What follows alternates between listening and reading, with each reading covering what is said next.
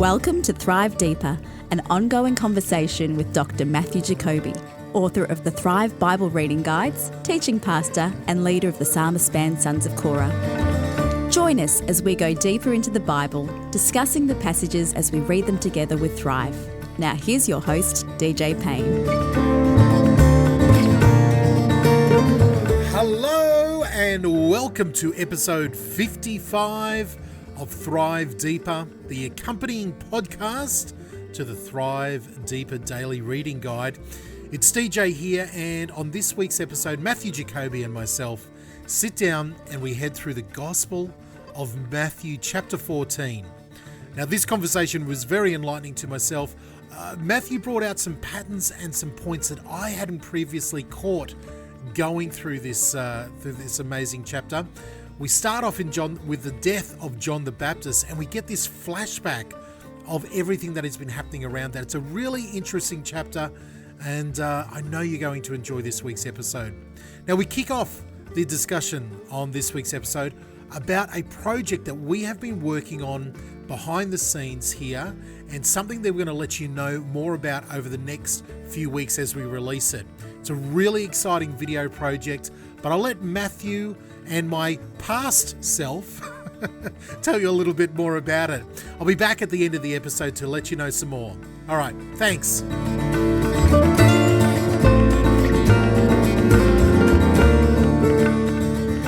Besides me having to edit the podcast every week that we do, at the moment, I'm also up to my eyeballs where I'm going to bed at night and dreaming about your face and the way that you talk and everything, because I'm editing this entire video series that we've been doing behind the scenes. Haven't you always dreamed about my face? No. Oh. To answer your question, no, I haven't. So I am. Can one be? What's the right term for this? Can one be Jacobied out? Oh, yeah. I often am. I get very sick of myself. Well, I'm nearly in that same spot. No, I'm only joking. I mentioned that. I mentioned that because I'm very excited to let everybody know that coming very shortly, we've got a video series about the book that you've written, Deeper Places. Talk us through this. This is something that we actually filmed at the end of last year, and getting everything together, finally, editing it on a new editing machine, and we're going through everything, and I'm really excited for people to have a look at this. Yeah, well, it's a series looking at the Psalms, really the spiritual dynamics of the Psalms. So condensed into that series is kind of everything that I've learnt about the Psalms after over 20 odd years of working with the Psalms and studying the Psalms. So I'm really excited about it. I think it'll be a good resource. So it's not only is it a video series that we've got that is a bit of a resource for people, and especially small groups. Mm-hmm. It's a new edition of the book. Yeah.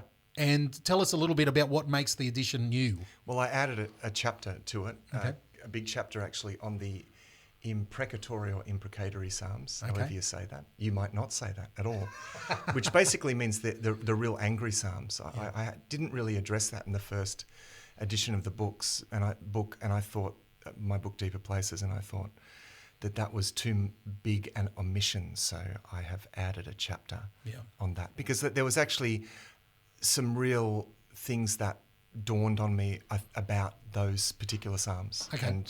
And I've shared some of those, what I hope are insights in the book. Okay, fantastic. Awesome. Well, I cannot wait.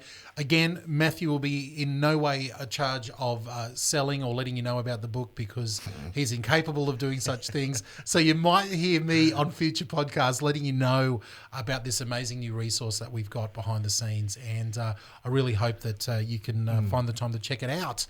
Well, let's change gears and get straight into this episode. What are we doing? We are in this episode 55.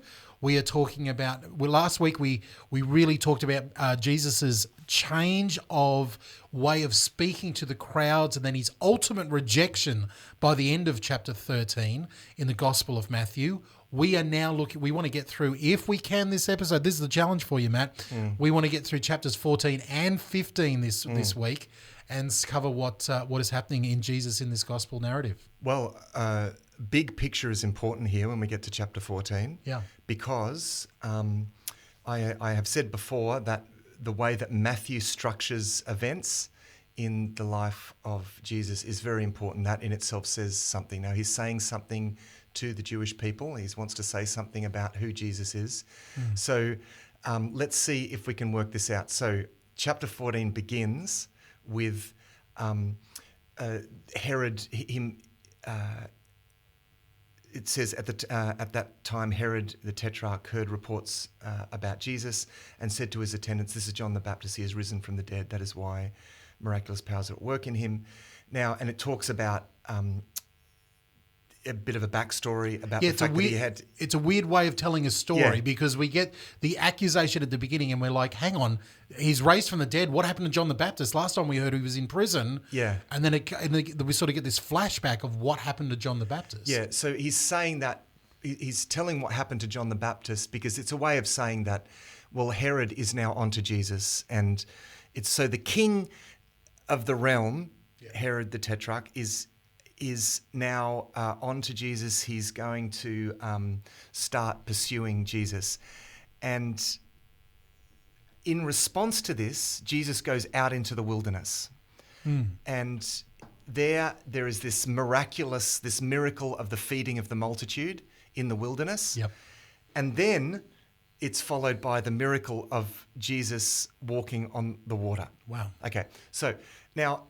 what happens here when we read these stories is we generally think, okay, that's a nice story. Yep, that's a nice story too. And that's a nice story. Yeah. Now, let's just think about how they fit together. Yes, okay. great. So there is opposition from the powers that be that lead Jesus to go out with his people into the wilderness. Mm-hmm. In the wilderness, there is miraculous provision of food. Mm-hmm. And then we have Jesus and his disciple Peter walking across the lake, a pathway across the lake, right?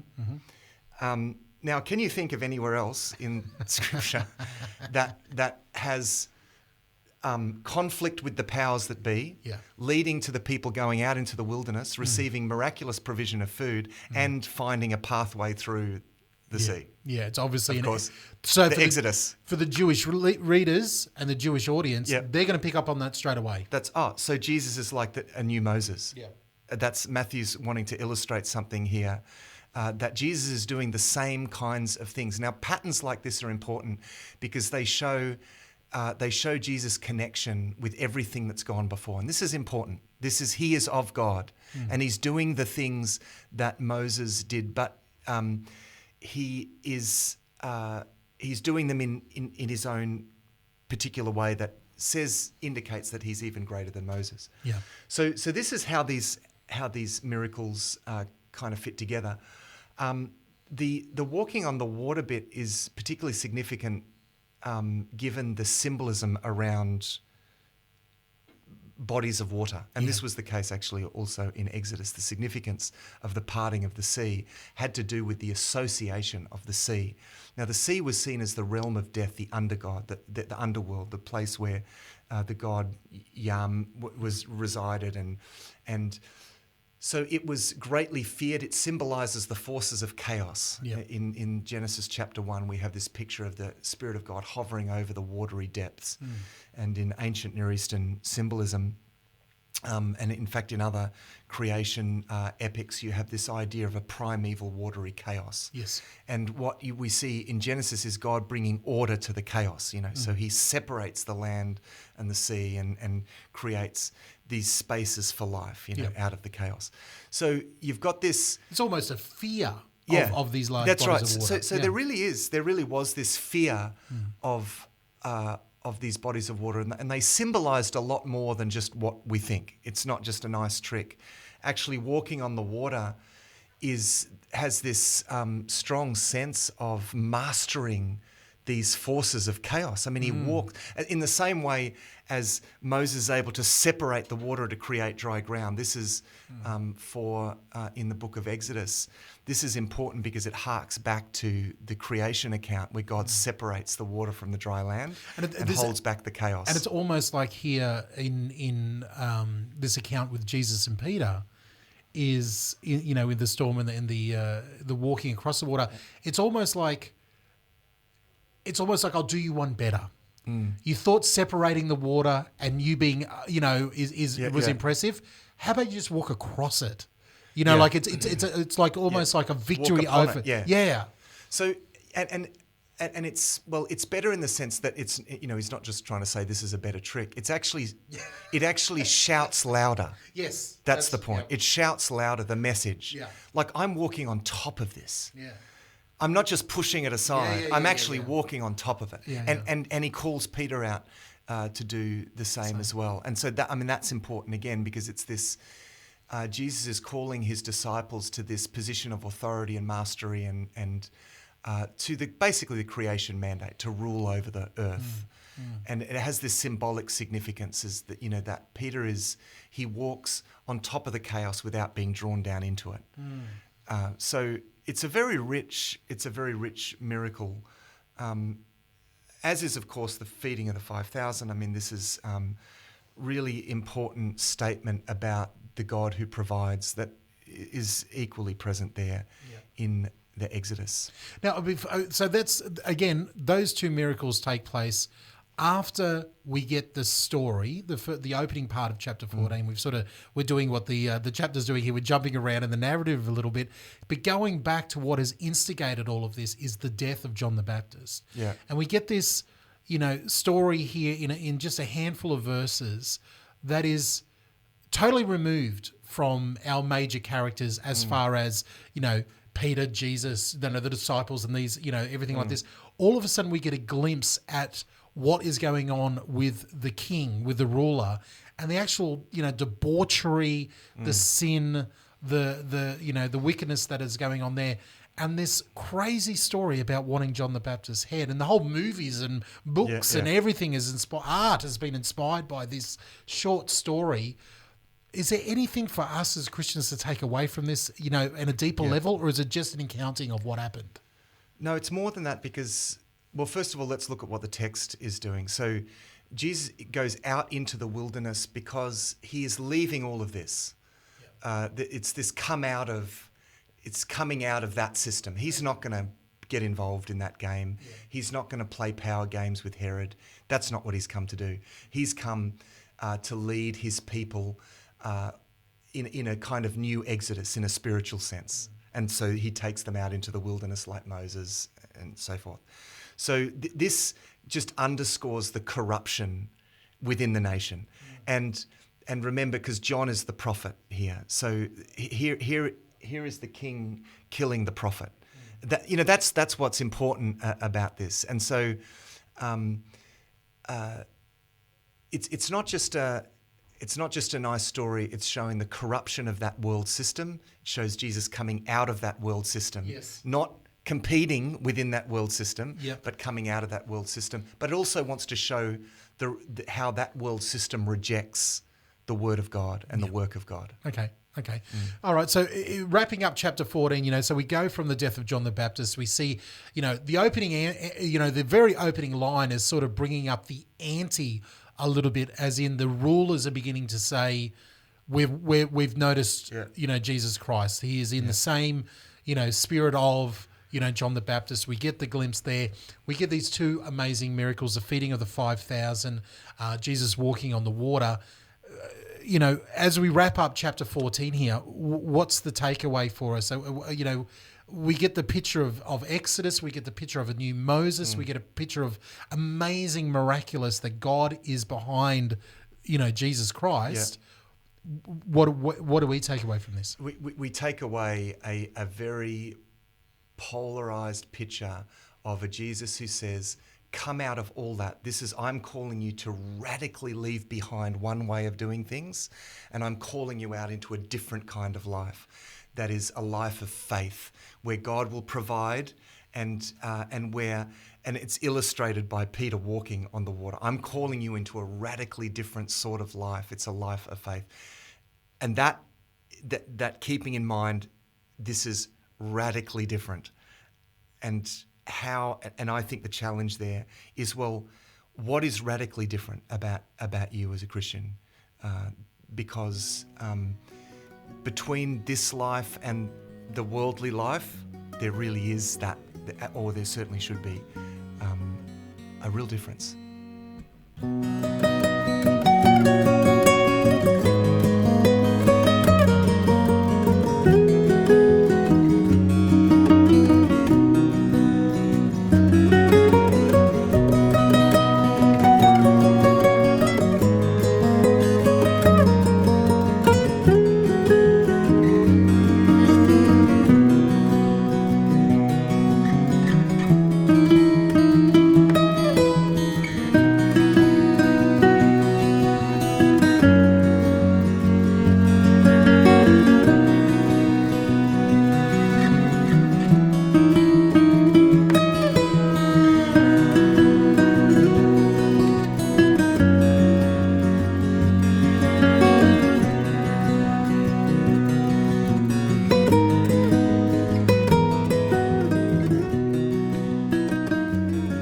Deeper.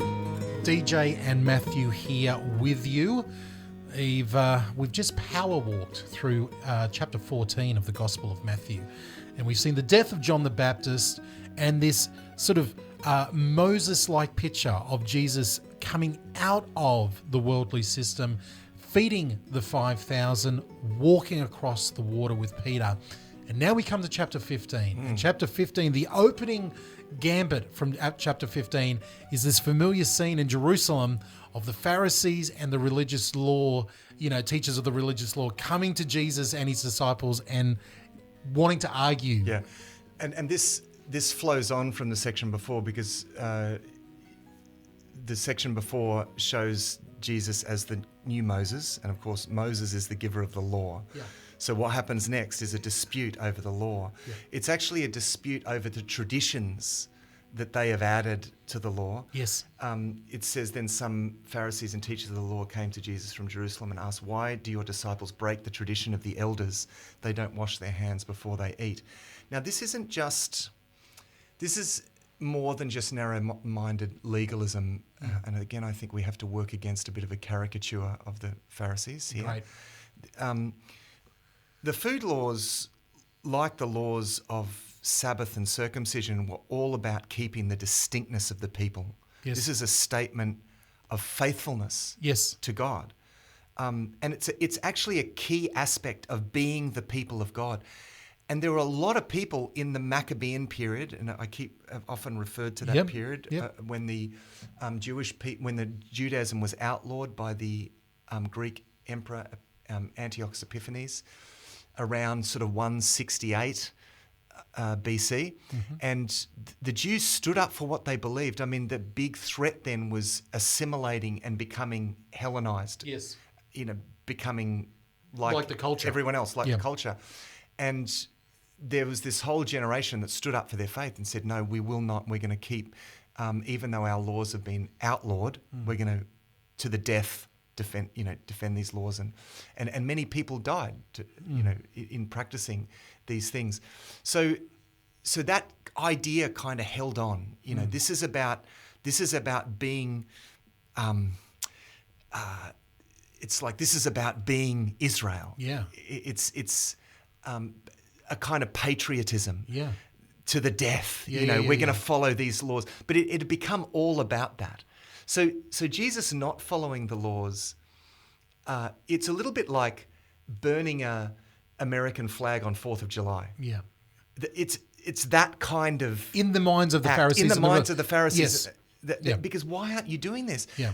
As a godly person, this is how we show that we're the real deal. Yeah. And that's what Jesus has a problem with. Yeah, because you're talking about the nation of Israel and this new kingdom of heaven that we have all been looking forward to. Yet, you keep going against what we've all been fighting for and dying for literally all these years. What's the deal? What's the deal? And even the sense of at the beginning of this chapter, I sort of missed it when I read it through before, but these guys have come to Jesus. Yeah. They're searching him out. Yeah. So again, to paint against the picture and the stereotypes that we have of the Pharisees being they're seeking Jesus out and going, I think it's a sincere question. Yeah. Of saying, hang on, what is going on here? Yeah. You're doing all this stuff, but you're not following. Yeah. And I mean, Jesus is pointing out that they have got it wrong. And he's not doing this to judge them, as in condemn them. Like, he wants them to turn around and heed what he's saying. And essentially what he's saying is that they have... these laws have developed into a kind of badge of membership of the covenant people, that I do these things and therefore that shows that I'm one of God's people. Well, he says that's not... I mean, what Jesus wants to do is actually redefine what it means to be part of the covenant people. Yeah. It's about responsiveness to God. It's about faith. It's not just about following all of these traditions. And then he also criticizes the fact that they had formed various traditions around law keeping that actually had even contradicted the purpose of the law. Yeah. And one of these, and it indicates this here, had to do with the fact that I could store up money and sort of put money aside for that would eventually go to the temple, but I could benefit from that money, and I could say to people who really needed it, oh no, sorry, I'm not going to give this to you. I've already pledged this to God. Because I've already pledged this to God. Yeah. And it was just an excuse, and it just became a contradiction of other more important principles of caring for your parents and the poor and so forth. So the traditions themselves had actually become quite problematic. And once again, he quotes Isaiah, and Jesus quotes Isaiah in front of him after calling them hypocrites yet again, and saying, he basically says it's your heart is the problem here. You're not getting it. You're saying the right things. You are doing the right things. Your heart is far from God. And then he does, the great thing. He calls out to the crowd and gives them a very, very basic, the way that only Jesus can, the very simple truisms of saying it's not what goes into your mouth. It's what comes out of your mouth. Like, so simple, simple. And the crowd was marveling at the teaching. Yeah, that's right. And he breaks it all down. Which he's actually applying what these food laws were actually trying to symbolize in the first place. This idea of ideas about defilement, and what they were doing is that they were keeping the laws without recognizing what it is that the laws were actually trying to ingrain. So he is, as is often the case, I mean, he does this in the Sermon on the Mount, doesn't he? Yeah. Where he points out the principle of the law. Yeah. You think you've ticked the box of adultery just because you haven't, physically committed adultery, but he says, but I say to you, even if you look at a woman lustfully, you committed adultery in your heart. So he's constantly getting to the principles of the law. And this is the same thing that he's doing here. What is it that really defiles? It's not just these outward things. It's actually what is in your heart that defiles you. And it's a great, we get a real insider look here of what is going on. Again, Matthew in his storytelling is upping the ante of the persecution coming towards Jesus, because straight away you get Peter and the crowd and the disciples coming over to him going, dude, chill, you've really offended the Pharisees. They're going back to Jerusalem. We're getting in trouble here. And he's like, and then Jesus harks back to the former parable saying, don't worry about them. They're the, when I told you about the weeds growing up, they're just weeds, like they're not doing the right thing. And then when all that settles down, they go, okay, now explain to us what you meant about not, we don't get it. We don't get it. And Jesus breaks it down in such a simple, childlike way, teaching his disciples, a very almost graphic way of explaining what he means. It's amazing. It's amazing. You're absolutely right about the disciples freaking out through this. Because they're thinking, well, he's the Messiah and we've got to work with the powers that be. We've got to... And he's just putting everyone offside. So by this point, they are going to be really, really struggling. John the Baptist has just been killed. God, dude, chill. And that becomes very clear in chapter 16. But we'll get to that. Yeah. The next account. I mean, the interesting thing after that is that he then withdraws, and he goes. This is his kind of foray into Gentile territory. Yeah, he goes up into the region of Tyre and Sidon.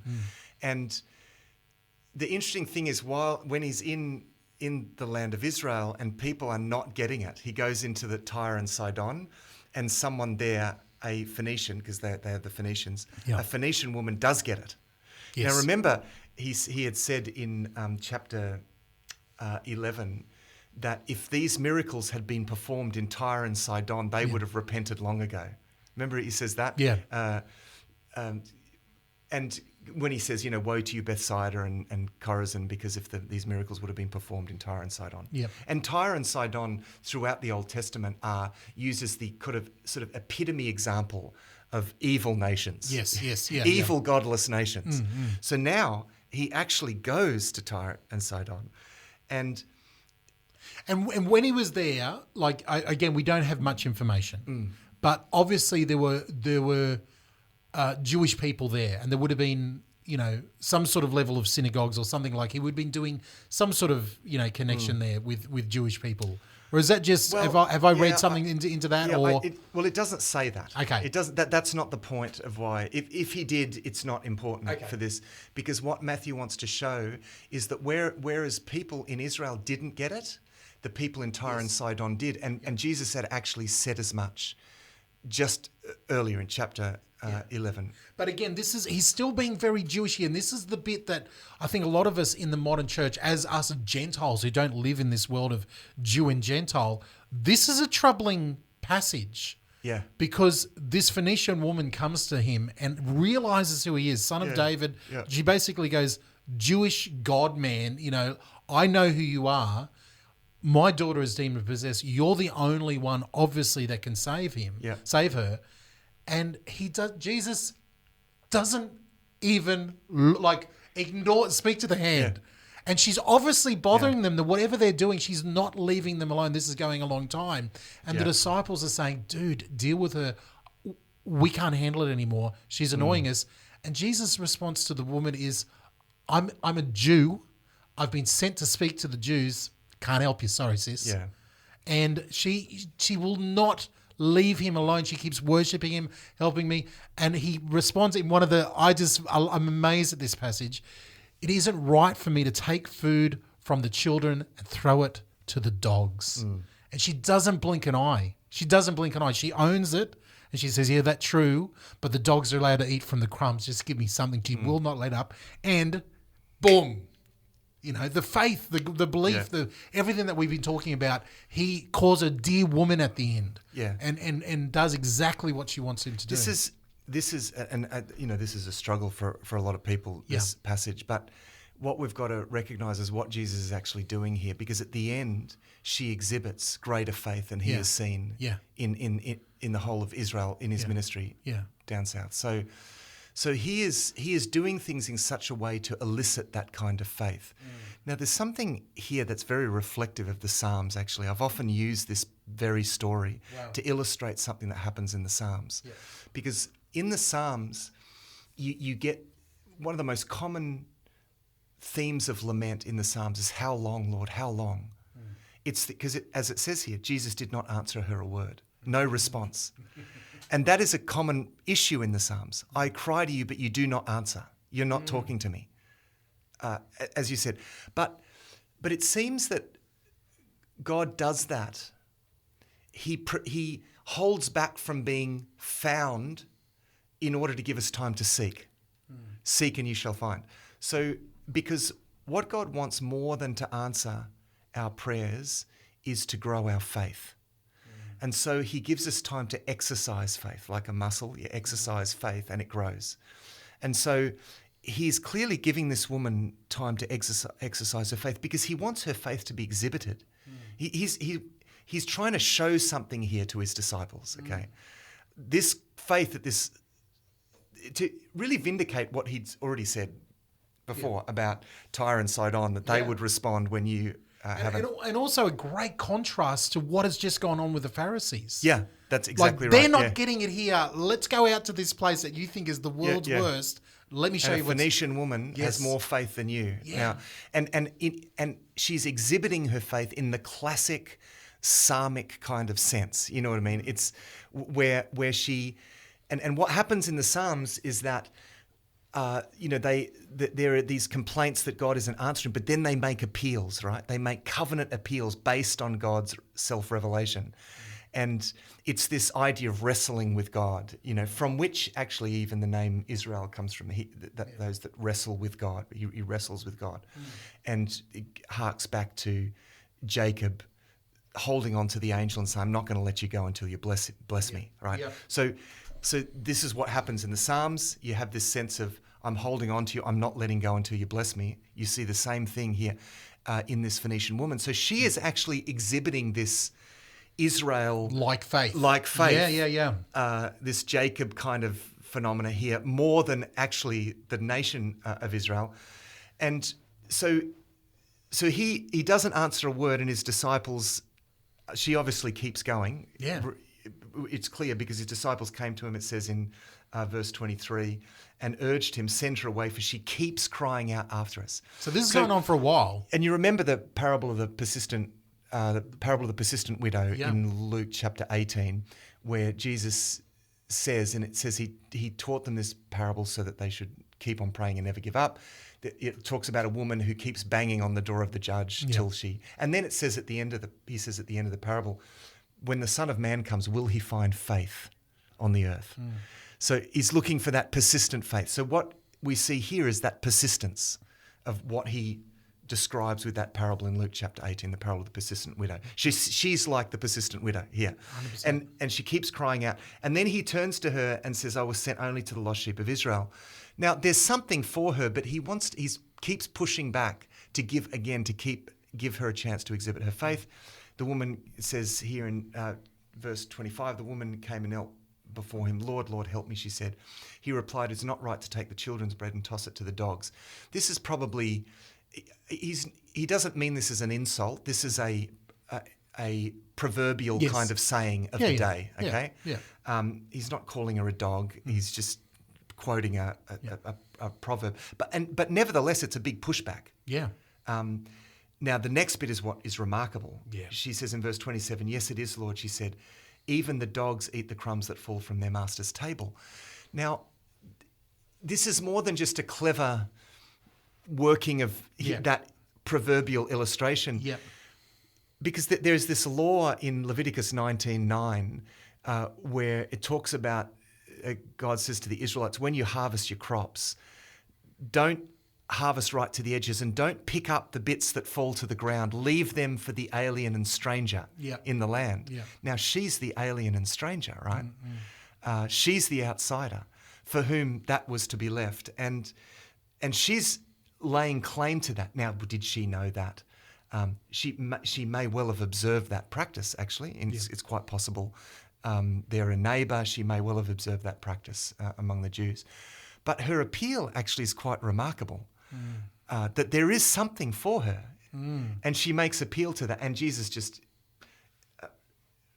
remarks, this is amazing. Yeah. Woman, you have great faith. Yeah. Your request is granted. So this becomes an indictment.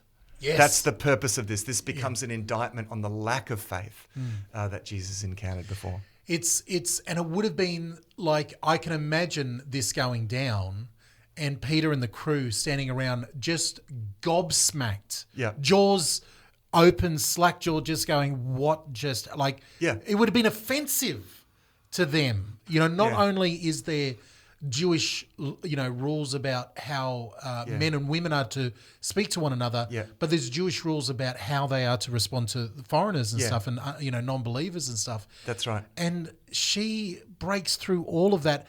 I personally think, and I've heard people talk about this in different ways, and again, it depends how you think about Jesus.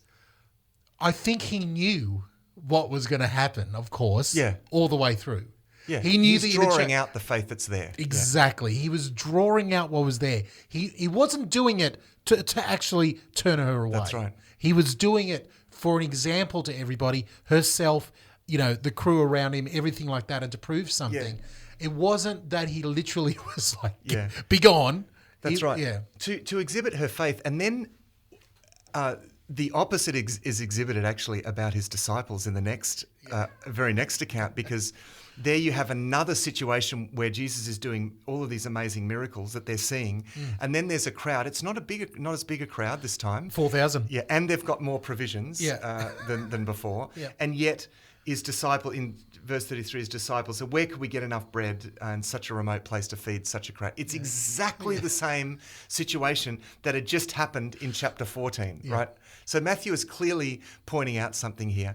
Here is this Phoenician woman that demonstrates this faith. Yes. They have actually already seen Jesus do something with a greater crowd, and they're stressing out about how such a multitude is going to be fed. Do you get the sense that sometimes that Jesus was rolling his eyes? Oh yeah, like absolutely. just like, oh boy, like it was weighing on him what he had to go through here with the crew. Absolutely. Yeah. Oh boy.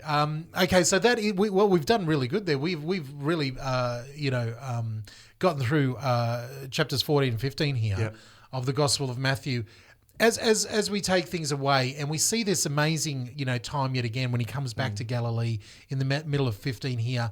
And again, he just goes on a healing, crusade almost. Like there are, vast crowds of sick people brought, blind, crippled, lame, the demonized, all of them coming to Jesus. And he is healing them all, like really going to town. Why do we get this resurgence of this? After he's doing the parables, he's doing this. He's pulling back. He's visiting different things. Is this like one last great show for them, or? Well, yeah, I think he never gets to a point where he gives up on the people. Yeah, and that's why. So we talked in the last episode about him in a sense. No, I'm not going to talk to them. Or I'm going to talk in parables so that only those who are willing to hear. But that doesn't mean that he gives up. Yes. Because he wants to put these signs out there to continually indicate what is happening. And it's more about just doing clever things and demonstrating power. It's actually the nature of what he's doing. He's driving out demons, and he's healing the kinds of diseases that shut people out, that made them ceremonially unclean. Yes. He's opening ears and eyes. Yep. These are very symbolic miracles, all of them. And so he's doing these things because he just never gives up. He never gives up on his people. And I think also for the Jewish reader, it would speak a lot as well, because in one sense, Matthew is going in great pains talking about how Jesus is calling out the religious leaders of the Jews and really having a hard go at the Jewish people. Yeah. But yet Jesus' heart is always for the crowds of the Jewish people following him. Yeah, that's right.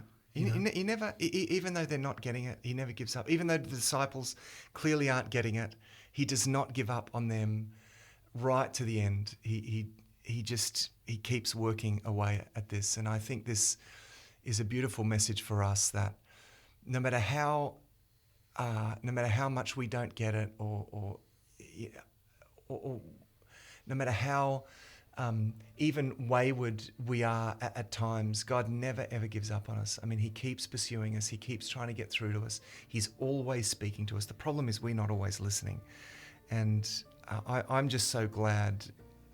I'm so glad of the patience and long suffering of God, because I've benefited from that. I recognize he just keeps speaking, and he keeps speaking. And I just encourage us, all of our listeners, to recognize that. It's not a matter of, God doesn't speak to me. No, he's speaking to us all the time. He's speaking through his word. He's speaking to us within our hearts by his Holy Spirit to lead us to that place of repentance and faith. And he just never ever gives up.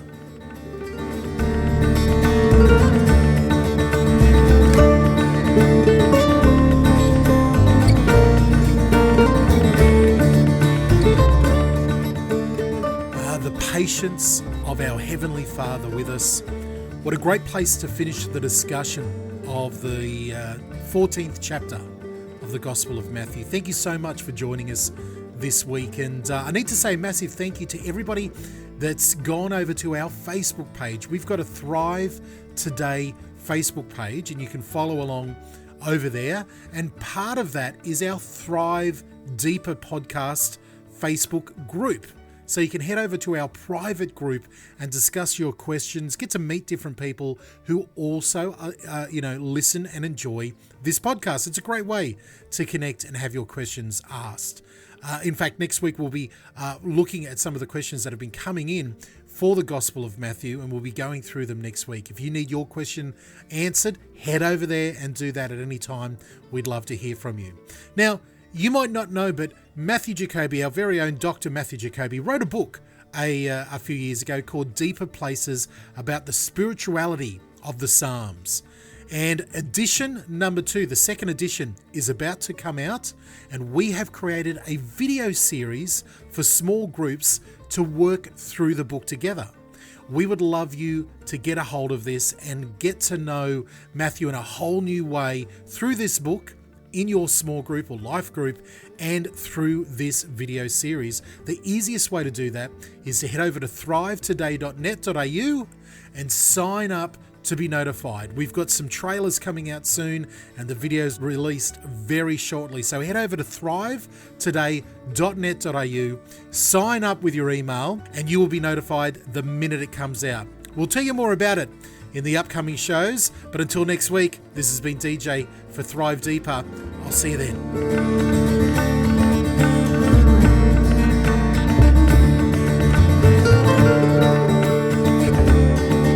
Thanks for listening to Thrive Deeper. If you have questions you would like answered, contact us, the Thrive Today website, where you can also subscribe to the Thrive Daily Bible Reading Guide. That's at thrivetoday.net.au.